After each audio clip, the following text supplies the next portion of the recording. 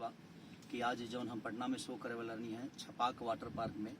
वो शो के में प्रॉब्लम हो गई है बहुत ज़्यादा गैदरिंग की वजह से। प्रशासन कोरोना के नज़र रखते हुए वो शो के बंद करा दिला सब। हम पटना में आके भी और हम अपने जनता से ना मिल बनी, हमके भी अफसोस बवे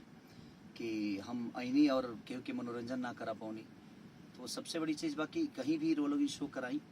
और चाहे शो देखे वाला भी, सबसे मैं हम यही रिक्वेस्ट करब कि जहाँ तरह अपना धरती और मिट्टी के सम्मान के बचाते हुए काम करे के बा कि अपना मिट्टी के कार्यक्रम हा, अपना मिट्टी के लोग हा, अपना मिट्टी के गायक, अपना मिट्टी के सब लोग बा। और हमें पत्थरबाजी हो गई थोड़ा सा, केहू एक दो लोग हुई जे वैसन कर दिलस, ओकरा चलते प्रशासन ये कार्यक्रम के कैंसिल कर दिलस और कोरोना के वजह से खास करके कैंसिल हो गई कार्यक्रम, जबकि सबके परमिशन रहा, लेकिन केहू के अंदाजा ना रहा इतना ज़्यादा भीड़ हो जाई। तो हमें के भी अफसोस वाले कि रोलों घबराई मत, हम इस शो करब रोलों के बीच में और रोलों के आशा पर पानी ना फिरी, हम जरूर आए रोलों के बीच में और रात भर जितना रोलों कहब उतना खेसरिया वो सबके प्यार और आशीर्वाद में नाची गाई। हम अपन शूटिंग छोड़ के इलाहाबाद से आई रही है खाली ये शो खाती, लेकिन शायद ये शो में अब ओजी गईला के बाद और का हुई तो अंदाजा ना रहा,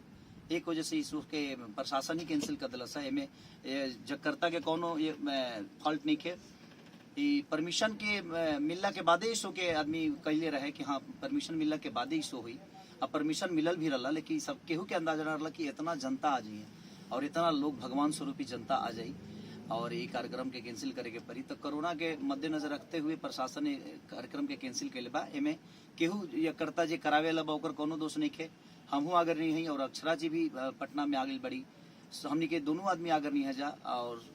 इस शो के करे खाती वो अपन शूटिंग छोड़ के आ रही है, हमहू अपन शूटिंग छोड़ के ही आ रही है। रुआ लोग बिल्कुल मत सोची कि हम ना आई रही है, ना ऐसा बात नहीं कि हम आगर नहीं है, पटना में रोलों के पता चली कि हम आई रही हैं, लेकिन अब का वजह भइल कि कोरोना में इतना भीड़ हो गई कि प्रशासन के कार्यक्रम के रद्द करे के पड़ल। तेमे जगकर्ता के कोनो दोष नहीं खे, खेसारी लाल यादव, अक्षरा सिंह के कोनो दोष नहीं खे, दोष समय के बा और कोरोना के मद्देनजर रखते हुए ही प्रशासन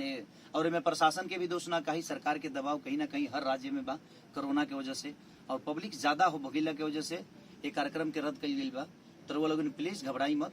और केहू से बदतमीजी के लगे जरूरत नहीं के, सब लोग रघुवर सबके आपन बाबे और एमें करावे लगे कोनो दोष नहीं के। ऐसे जब प्रशासन ही जब मना कर दी और जब ना राज्य में बनी जाए तो हमें प्रशासन का भी सम्मान करना है, अपनी सरकार का भी सम्मान करना है, तो कहीं ना कहीं वो गलत हो जाता क्योंकि भीड़ ज्यादा होती है और उससे कुछ ऊपर नीचा होता तो शायद सबको प्रॉब्लम होती। इसलिए आप भी सुरक्षित जाइए अपने घर और अपने सुरक्षित घर पे रहिए और लोगों के और अपने बच्चों के प्यार में रहिए। Love you all.